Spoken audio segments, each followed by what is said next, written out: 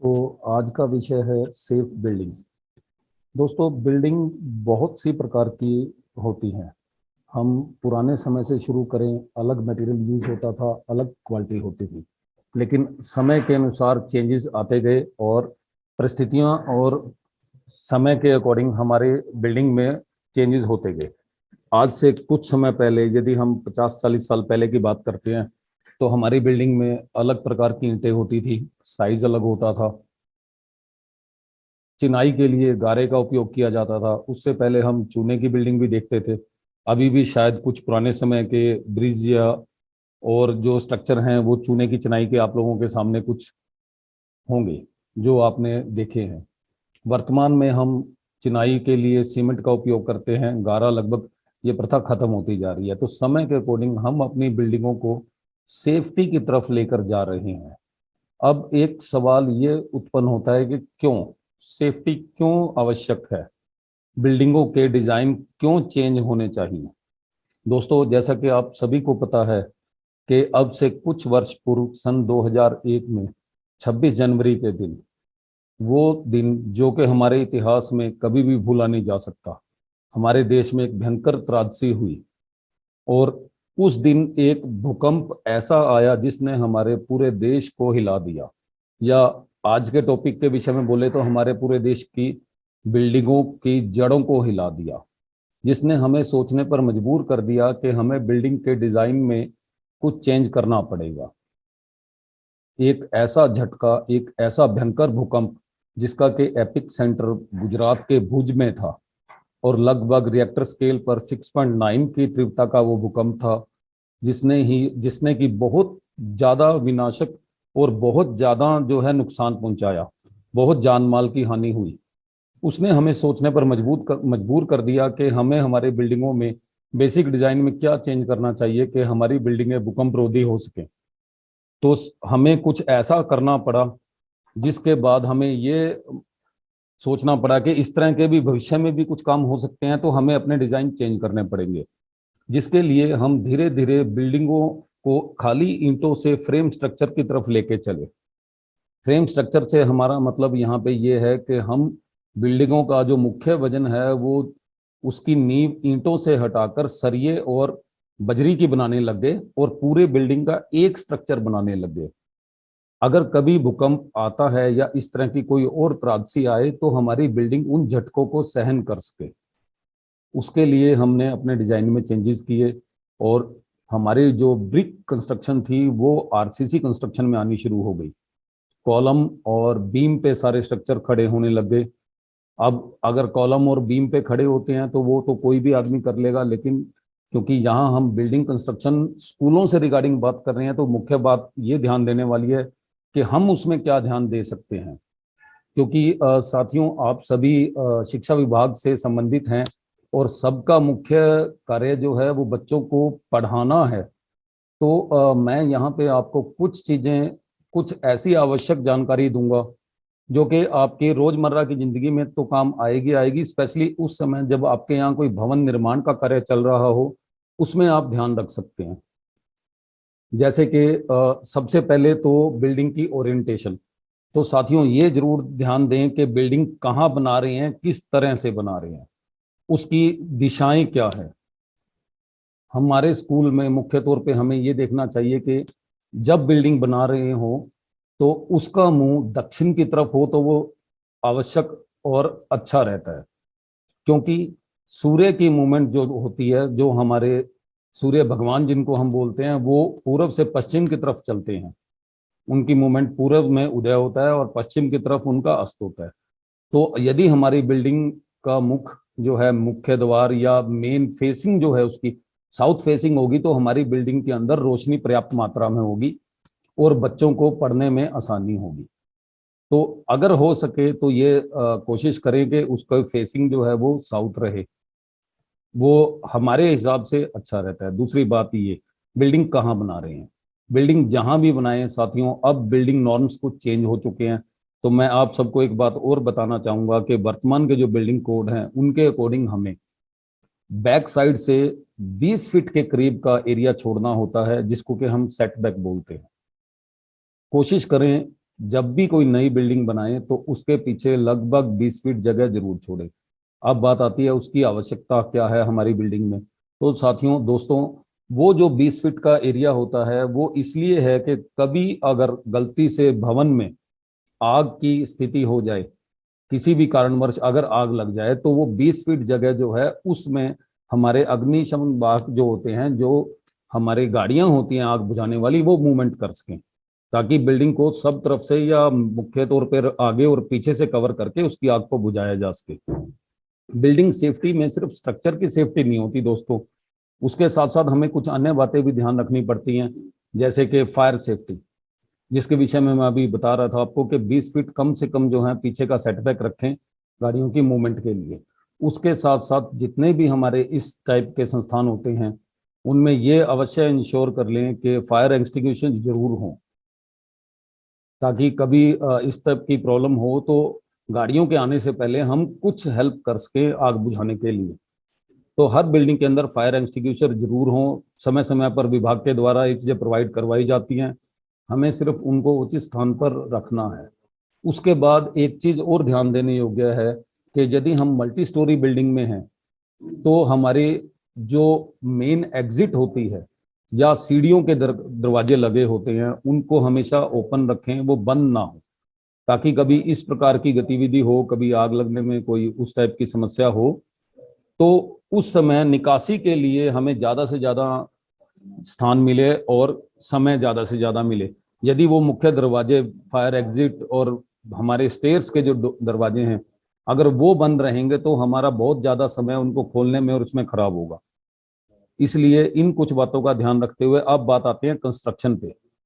Building construction, हमारे स्कूलों के अंदर भवन आमतौर पे 3-4 हिस्सों में बटे होते हैं। जहां कुछ पुरानी कंस्ट्रक्शन है वहां टॉयलेट ब्लॉक एक साइड में होते हैं, मुख्य भवन दूसरी तरफ होता है। आजकल किचन भी बनाए जा रहे हैं पिछले कुछ समय से, तो किचन भी एक साथ में लगे होते हैं। अब बात आती है क्लासरूम की या किचन की, किसी भी नई कंस्ट्रक्शन की।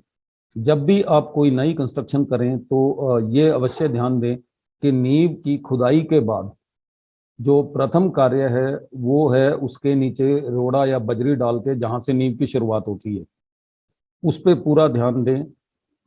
जो ग्राउंड लेवल पे एक्सकेवेशन हुई है वो उसकी लेवलिंग प्रॉपर हो, एक स्मूथ लेवल हो। उसके बाद जो हम मसाला डाल रहे हैं तो उसमें इंश्योर करें कि जो इस रेशो में हमें मसाला डालना है उस रेशो में काम हो रहा है कि नहीं हो रहा। उसकी रेशो को आप रफली जो है एक तसले के माप से भी माप सकते हैं। जैसे कि अगर आप चाहें तो अगर हमें 1-3-6 का मसाला बनाना है तो आप ये इंश्योर करें कि अगर एक तसला सीमेंट का डल रहा है उसके साथ 3 तसले जो है रेत और 6 तसले जो है बजरी या गटका या जो भी चीज आप डाल रहे हैं वो हो। इसी तरह से अलग अलग रेशो अलग अलग काम के लिए होती है। हमने मुख्य तौर पे ये इंश्योर करना है कि जिस भी रेशो में काम हो रहा है वो रेशो हमारी पूरी हो रही है कि नहीं हो रही। उसके बाद आती है एक टेक्निकल चीज, वाटर सीमेंट रेशो। सीमेंट सिर्फ इन मसाले से ही मजबूती नहीं देता। जब तक सीमेंट में दोस्तों पानी नहीं मिलेगा तब तक उसमें मजबूती नहीं आएगी। और पानी कितना मिलाना है, क्या करना है, उसके लिए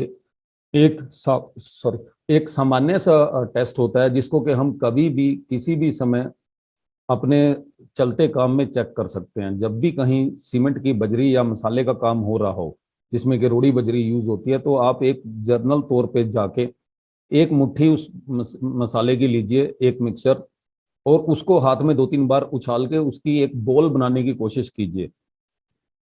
यदि वो बॉल बन जाती है इसका मतलब ये है कि रफ तौर पे आपका मसाला ठीक मात्रा में बना हुआ है, उसके प्रोपोर्शंस जो हैं वो ठीक हैं। यदि वो बॉल नहीं बनती है तो वो ध्यान देने वाली बात रहेगी, आप उसको उछाल रहे हैं वो फैल रहा है तो इसका मतलब पानी ज्यादा है उसमें। अगर वो बिखर रहा है, बॉल नहीं बन रही है, सूखा प्रतीत हो रहा है, तो इसका मतलब उसमें पानी कम है। तो इस तरह से आप हाथ से उसको इकट्ठा करके और लपेट कर एक लड्डू सा बनाने की कोशिश कीजिए, जिससे आपको ये आभास हो जाएगा कि इसमें किस चीज की मात्रा अधिक है या किस चीज की मात्रा कम है। उसके बाद आते हैं एक मुख्य बात सर, बिल्डिंग डिजाइन। वर्तमान में हमारे डिपार्टमेंट की तरफ से सभी ड्राइंग्स आ जाती हैं, प्रोवाइड करवाई जाती हैं हमें उनको किसी टेक्निकल एक्सपर्ट की हेल्प से जरूर फॉलो करना चाहिए, क्योंकि ये हमारा मतलब आपका टॉपिक नहीं है। तो आप उसकी हेल्प लीजिए जो आपके साथ उस विषय पर आपके लिए हेल्प के लिए रखे, उस चीज को कमजोर कर देती है। तो ये बात मुख्य ध्यान देने वाली है कि जो भी मटेरियल हम यूज करते हैं वो मटेरियल उत्तम क्वालिटी का हो और साफ हो। उसके बाद दोस्तों एक बात और, जो भी सरिया सीमेंट यूज करते हैं वो अच्छी से अच्छी क्वालिटी का होना चाहिए। Excuse me sir. जी प्लीज, मैं सुन पा रहा हूँ, बताइए। कोई सर। साथी, आपकी आवाज नहीं आ रही सर, आप क्या पूछना चाह रहे हैं प्लीज। हेलो। जी बोलिए। हाँ सर, आप मुझे सुन पा रहे हैं? मैं सुन पा रहा हूँ, बताइए प्लीज। हेलो। बोलिए बोलिए प्लीज, मैं सुन रहा हाँ हूँ सर, आप। तो कैसे हम डिटरमाइन करेंगे कौन सा रेत अच्छा रहेगा हमारा? रेत अलग अलग काम के लिए अलग अलग टाइप का रेत होता है सर। जिस जोन में या जिस हिस्से में हम बैठे हुए हैं, यहाँ पे हमें सिर्फ दो ही चीजें देखनी है। एक तो रेत साफ हो, उसके अंदर मिट्टी के कण ना हो, क्योंकि एक नेचुरल मटेरियल है ये, नदी से मिलता है हमको। और उसके अंदर कभी कभी मिट्टी की मात्रा भी बहुत आ जाती है, क्ले लम्प्स आ जाते हैं, मिट्टी के ढेले जिनको हम बोलते हैं। तो रेत के विषय में ये ध्यान दें कि रेत साफ हो, सबसे पहला और मुख्य बात। दूसरी बात, बिल्कुल बारीक रेती ना हो कंस्ट्रक्शन पर्पस के लिए, जिसको कि आप लोग मटरेत या बारीक रेती बोल देते हैं, उसे मत यूज कीजिए। रेत थोड़ा सा मोटा होना चाहिए, वो कार्य को अधिक मजबूती देगा मसाले को। हेलो। हाँ जी, सुन रहे हैं। Yes sir. जी, रेत के विषय में तो सिर्फ इतना ही है कि रेत साफ सुथरा होना चाहिए और बहुत ज्यादा बारीक नहीं होना चाहिए, क्योंकि बहुत ज्यादा बारीक रेत होगा तो उसके अंदर सिल्ट कंटेंट ज्यादा होंगे, और वो सिल्ट कंटेंट हमारे काम को उतना मजबूत नहीं कर पाएंगे। उसके बाद हम चलते हैं आगे। भवन में एक दो और कॉमन प्रॉब्लम हम आम तौर पे स्कूलों में फेस करते हैं, वो भी मैं आपके साथ शेयर करना चाहूंगा, क्योंकि बिल्डिंग सेफ्टी में उसका अहम रोल है। हमारे भवनों के साथ साथ अक्सर कुछ प्लांट्स लगे होते हैं, कहीं कोई पेड़ खड़ा होगा, कहीं दूसरा पेड़ खड़ा होगा, और उनके पत्ते टूट कर आमतौर पे छतों पे इकट्ठे हो जाते हैं, या फिर ये कहें तो कुछ घास फूस छतों पे उग जाती है। उससे क्या होता है, बारिश के दिनों में वो पानी को सोख के अपने अंदर रखते हैं, और वो पानी धीरे धीरे हमारी छतों में रिस कर और हमारी छतों को कमजोर करता है। तो साथियों एक बात का अवश्य ध्यान दें कि हमारी बिल्डिंग्स जो हैं उनकी छत के ऊपर किसी भी तरह का कोई वेजिटेटिव मटेरियल ना हो, कोई घास या कुछ जो भी पनपती है, समय समय पर उसकी सफाई करवाते रहें। एक निश्चित अंतराल के बाद छतों की सफाई जरूर करवाएं, उससे हमारे भवन की लाइफ जो है वो बढ़ जाती है, छत डैमेज होने से बच जाती है। इसके बाद अगली बात आती है मटेरियल कंस्ट्रक्शन के साथ साथ, जब हम शौचालय की बात करते हैं, क्योंकि शौचालय का हमारे स्कूलों में एक मुख्य रोल होता है।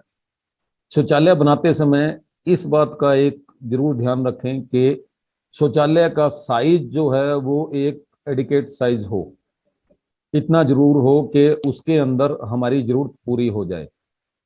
आजकल विभाग ने child with special need, CWSN जिनको हम बोलते हैं, उनके लिए अलग से कुछ शौचालय दिए हुए हैं। तो उसको बनाते समय ये जरूर देख लें कि वो इतने साइज का हो कि अगर कोई चलने में असमर्थ बच्चा है तो वो अपनी व्हील चेयर के साथ उस पर, उसके अंदर जाके, और उसके अंदर व्हील चेयर घूमने की जगह हो।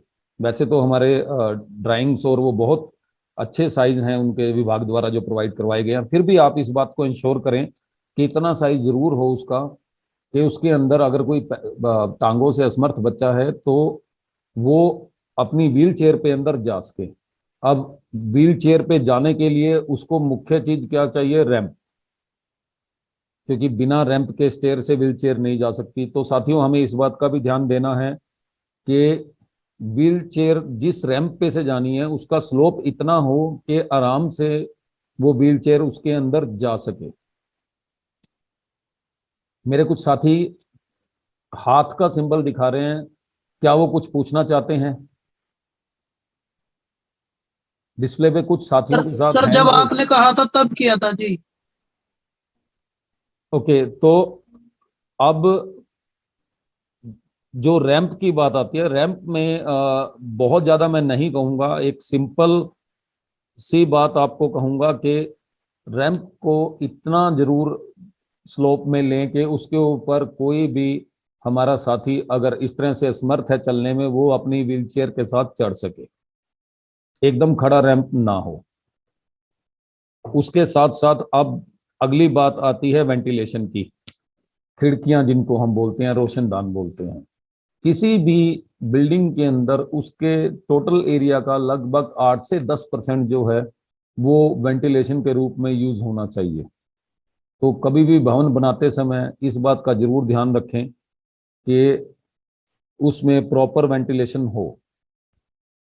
उसके साथ साथ अब हम आगे चलते हैं, फायर सेफ्टी के विषय बात कर चुके हैं, बिल्डिंग की अप्रोच।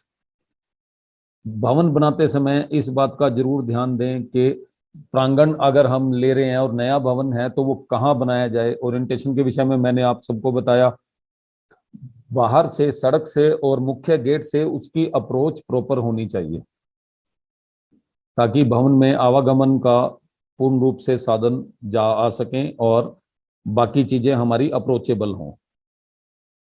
इसके साथ अगर कोई साथी कुछ पूछना चाहे, क्या आप मुझे सुन पा रहे हैं? कोई साथी कुछ पूछना जी चाहे इस सर। विषय पर? हेलो जी सर, कई बार बिल्डिंग जैसे बनाते हैं तो उसमें ना कुछ पेड़ पौधे बीच में आ जाते हैं। तो वो जानना चाह रहा था कि उनको हटवाने के लिए हमें कोई ऐसा प्रोसेस है क्या सर? देखिए सर, कोई भी पेड़ पौधा हटाने के लिए सरकार द्वारा वन विभाग बनाए गए हैं और आप वहां जाकर थ्रू प्रॉपर चैनल उनको अप्रोच कर सकते हैं, क्योंकि बिना फॉरेस्ट डिपार्टमेंट से क्लियरेंस लिए हम किसी भी पौधे को नहीं काट सकते। जी सर जी। तो आप उनको अप्रोच करके और उसके बाद आगे की कार्रवाई वो अपने हिसाब से, उस पेड़ की कीमत निर्धारित की जाएगी, उसके बाद वो उसे काटेंगे और वो जी पैसा जो है वो सरकारी फंड में ही जाएगा। जी सर। Excuse me sir. जी बोलिए प्लीज, सबसे पहले अपना आई नाम वांट टू बता वन दीजिए। Question. Suraj Chaudhary sir, PGT political science, जी ट्रिपल एस बराज सर। जी जी सूरज जी बोलिए। हाँ सर, ऐसा है कि जैसे मान लो हमारे पास रूम आ गए सर, स्कूल में 3 रूम आ गए सर। जी, मान लो 14 बाय 15 बाय 12 के ही आ गए सर जी। ना किसी भी तीन साइज कमरे के आ आ गए। गए सर, साइज छोड़ दीजिए, किसी भी साइज के आ गए। जी जी। जी हाँ हाँ। तो उसमें सर जैसे मान लो कॉलम डालने हैं सर, मान लो मैं एज अ मेंबर हूँ कि उस टीम का, भाई जिन्होंने कंस्ट्रक्शन कराना है स्कूल में सर। जी तो फिर वो 3 रूम जो बनाने हैं सर, उसमें आपने जैसे अच्छे से बताया कि भी कॉलम लगाने बनाने होते हैं। हाँ जी। सर, ये डिपेंड करता है, अगर आप अपने स्कूल की बात कर रहे हैं और नए कमरे जी आए होंगे तो वो जी सर। कॉलम बेस नहीं होंगे, उनमें बीम होंगे, प्लिंथ बीम और डोर बीम। अच्छा सर। और और जैसे जो जी नींव है सर, वो नींव बीच में से भी उठानी होती है, जैसे मान लो 3 रूम ए एडजॉइनिंग है, तीनों रूम सर। जी कहीं कह देते हैं भी कॉलम लगाओ, कॉलम से ही सीधा उसके ऊपर है ना वो डाल देना, लेंटर सीधा ही हो जाएगा वो रूम। थोड़ा इसके बारे में नॉलेज लेना चाहता हूँ सर। देखिए सर, एक बात मैं मुख्य तौर पर आपको कहना चाहूंगा कि कभी भी मिस्त्रियों के बकावे में मत आइए। कोई भी जी सर। भवन जो बनता है सर, उसकी मुख्य जो आधार है वो नींव है। जब तक उसकी जी नींव सर। मजबूत नहीं होगी वो भवन सुरक्षित नहीं है। तो नहीं अगर होगा हम जी सर। ये सोच दें कि उसको जमीन के लेवल पे से उठा रहे हैं तो वो हम कहीं ना कहीं बच्चों के और अपने स्वयं के साथ खिलवाड़ कर रहे हैं। उसमें सर सर। हम एक बहुत बड़ा जोखिम लेकर चल रहे हैं सर। जी सर।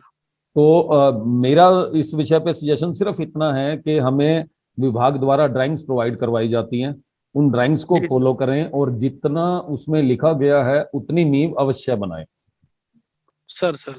कुछ विशेष और एक परिस्थितियों में चीज हम उसको कम या ज्यादा कर सकते हैं, लेकिन वो एक्सेप्शनल केस हैं, वो हर जगह पे अप्लाई नहीं होते, इसलिए उस विषय पे हम डिस्कस नहीं करेंगे। जी सर। लेकिन जो भी उसकी ड्राइंग है, जैसे आपने 3 कमरों का जिक्र किया है, तो उसके साथ उसकी ड्राइंग जरूर होगी, या उससे संबंधित जो अधिकारी हैं जी वो सर। आप उनसे मांगेंगे तो वो आपको ड्राइंग्स प्रोवाइड करवा देंगे, और उसी के अकॉर्डिंग जो है हमें उसको बनाना है। अकॉर्डिंग। जी हाँ जी, हाँ जी सर। सर बहुत बहुत थैंकफुल है सर, ये सारी की सारी नॉलेज है ना आज एक छोटे से मतलब घर बैठे ही हमारे को प्रोवाइड हो रही है sir. We are too much lucky for it sir. Thank thank you you very very much much. Sir. और वैसे हम लोगों के आपके साथी ही हैं, कहीं दूर नहीं है आपसे। हम में से कोई ना कोई एक साथी आपके ब्लॉक में हमेशा उपलब्ध रहता है। अगर कोई साथी किसी भी तरह की कोई हेल्प चाहता है टेक्निकल बिल्डिंग से रिगार्डिंग, तो आप जी कभी भी सर। आके हमसे डिस्कस कर सकते हैं। इसके साथ ही समय के अभाव के कारण आज थैंक यू के वेरी मच सर। धन्यवाद। आज के इस लेक्चर को हम बहुत ज्यादा ना खींचते हुए शॉर्ट में कंपाइल करते हैं सर। कुछ मुख्य बातें जो हैं वो आप प्रांगण वाला पार्ट, प्रांगण वाला पार्ट सर किसी ने क्वेश्चन किया है, ये कोई मीनू बजाज जी हैं शायद। प्रांगण वाला पार्ट, प्रांगण में 2-3 चीजें हैं मीनू जी, मैं जो बताना चाहूंगा आपको। एक तो ये कि बिल्डिंग की क्यों है ओरिएंटेशन इस हिसाब से हो कि हमारी सर? लाइटिंग। एक मिनट सर। जी एक्चुअली में सर, जी बोलिए प्लीज। सर मैं 2 बात पूछना चाहता हूँ। हाँ जी पूछिए। गवर्नमेंट गर्ल्स स्कूल सालवन से हूँ सर मैं, जी बताइए। राजेंद्र भारद्वाज। जी राजेंद्र जी हमारे बोलिए। स्कूल में 2 कमरे बने हुए हैं जो कि बिल्कुल डैमेज अवस्था में है जी, और वो ऐसी जगह पर हैं वहां कोई हादसा हो सकता है कभी भी। अ, और हमने कई बार कोशिश करी है कि वो उनको हटा दिया जाए, वहां दूसरी बिल्डिंग बन जाए, या उनको हटा दे वो भी सही है सर। देखिए अगर वो जीर्ण अवस्था में है, आप जैसा कि बता रहे हैं कि वो जीर्ण अवस्था में है, हाँ जी। तो उसको कंडम कराने का एक प्रोसीजर है सर। हाँ जी। आप संबंधित अधिकारी से मिलिए। हाँ जी। वो क्योंकि इसके लिए विभाग द्वारा पीडब्ल्यूडी बी&आर को नियुक्त किया गया है, या उसमें एक्शन और समकक्ष लेवल के अधिकारी जो हैं उसको कंडम कर सकते हैं। आपको हाँ जी। सिर्फ इतना करना है कि आपके ब्लॉक के जो भी संबंधित अधिकारी हैं आप उनसे संपर्क कीजिए, वो उस केस को आगे फॉरवर्ड करेंगे बी&आर को, और वहां से वो कंडम डिक्लेयर होगा अगर वो कंडम होने की पोजीशन में है। कंडम ही है जी, बिल्कुल गिरने वाला है वो तो। सर देखिए, बिना देखे मैं इस विषय पे कुछ नहीं कह सकता। मैं सिर्फ इतना कह सकता हूं कि अगर आप संबंधित अधिकारी से मिलेंगे तो वो आपका काम जरूर हो जाएगा। ठीक है सर। अच्छा, दूसरी बात और है सर, जी एक हमारी बिल्डिंग है स्कूल के बिल्कुल गली है बीच में, उस गली मतलब छोड़ के एक बिल्डिंग और है हमारे स्कूल की, उस पर पुलिस विभाग ने कब्जा कर रखा है जी। जी पुलिस विभाग ने कब्जा किया हुआ है, वहां पर चौकी बनी हुई है, जबकि हमारे स्कूल की बिल्डिंग है। हम्म। और हमारे स्कूल में बच्चे ज्यादा हैं और उसकी बिल्डिंग की हमें आवश्यकता है, वो जी कैसे मिलेगी जी?